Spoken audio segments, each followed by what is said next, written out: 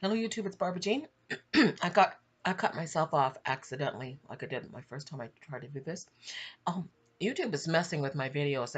They're saying that my videos are listed as private rather than public, which I didn't change my settings for some reason. They changed my settings, so I hope you're getting my videos because my videos are not private, and yet they this is the second time that they've said that my video has been listed as private, which I don't know why because I didn't change the setting. But anyway, I hope you're getting these videos because when I tried to change back the video to public, it didn't seem to want to keep that setting. I don't know why. Okay, so anyway, before I finish, I got caught off. I accidentally cut myself off. But I wanted to go to show you something that, like I said, this morning, my sisters and I were sitting around or standing around in the backyard here, and we were talking about a June wedding. And the song came up, so I thought it was rather clever because it comes from one of my all-time favorite musicals called Seven Brides for Seven Brothers. And one time, years ago, those who've been with me a long time might remember I did a video called Seven Brides for One Brother, which I thought was rather clever, referring to the seven churches. But also, I thought was rather interesting, going back to for a different point I wanted to make, was that the day of Pentecost is called the Feast of Weeks. Now, it's kind of a strange, uh, um, it's a strange title for a feast. But I started thinking about it. 7 times 7 is 49. 7 times 7, 7 days is a week. And 7 letters to the 7 churches. 7 makes up for 7 days, basically. The Jews are waiting for the Sabbath day, but the rest of the West were waiting for any day would be okay with us. We were all right with any day, the Gentiles. But where it's called the Feast of Weeks, and I thought that was rather interesting that Jesus, there are 7 letters and there are 7 churches, and Pentecost is called the Feast of Weeks. And 7 letters or 7 days make 1 week. So is that a coincidence? I don't think so. Okay. So anyway, I wanted to read this song that I found on YouTube, and hopefully didn't cut myself off. And this is the lyrics for June Bride from Seven Brides for Seven Brothers, or I like to say, Seven Brides for One Brother. Oh, they say when you marry in June, you're a bride all your life. And the bridegroom who marries in June gets a sweetheart for a wife. Winter weddings can be gay like a Christmas holiday, but the June bride hears the song of the spring that lasts all summer long. By the light of the silvery moon, home you ride, side by side, with the echo of Mendelssohn's tune in your heart as you ride. For they say when you marry in June, you will always be a bride. The day a maiden marries is the day she carries through all the years. The church is full of flowers, bridal showers, all passé. The groom's waiting at the altar, here comes the bride. They're each promising to love and obey.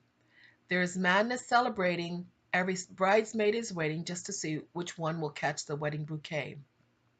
For they say when you marry in June, you will always be, always be a bride. So I thought that was rather cute. And so I thought I decided to bring that up and tell you that. Oh, there was another thing. This is probably why they decided to mark my videos all as private. It's because my last video when I was talking about HC, HC, and all of a sudden now all my videos are private. Boy, talk about protection. She's got a network of people protecting her like crazy.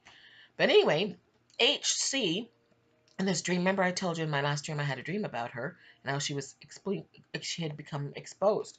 I was thinking more about it because in this dream, my mother's sister was in the dream with my mother and myself, and HC was exposing herself as to how she managed to get all the power she did, and how she managed to do what she did.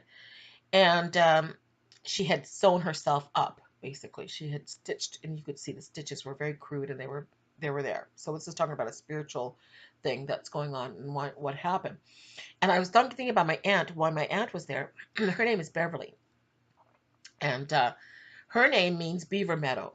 Now, there's a correlation there. I won't have to go into too much detail. Just say it means beaver meadow. Okay. And I started thinking, what does the beaver do? Well, beaver goes into natural locations where there's water flowing. Water represents flowing streams of cleansing and bathing and being cleansed in your spirit. Water baptism, and it represents the cleansing of the soul and refreshment. What beavers do is they go in and they clog up the stream so that the flow stops. And so that's what beavers do. And so I started thinking about it, and that's what she basically has done. She basically clogged up her natural womanness, the flow of the that she's supposed to represent the Holy Spirit as a woman. Women represent the Holy Spirit, healing and nurturing and caring and educating and that I thought someone was behind me. So that's what she dammed up her soul, so that the natural flow of what a woman's supposed to be, she became unnatural, basically. So I thought that was rather interesting. So I thought I'd throw that in there because I forgot to mention it in my last video because I was thinking about it, and then I got distracted, and then I accidentally cut myself off. But yeah.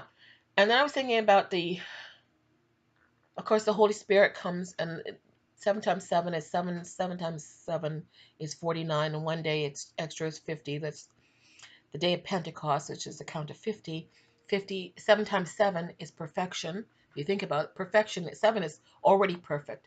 But then you got 7 times 7, which is 49, and one day extra. So that's the perfection of the church, the perfecting of the wheat becoming fully ripe and perfect. So I think that's rather interesting. So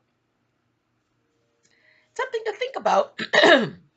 So 7 weeks, 7 times 7.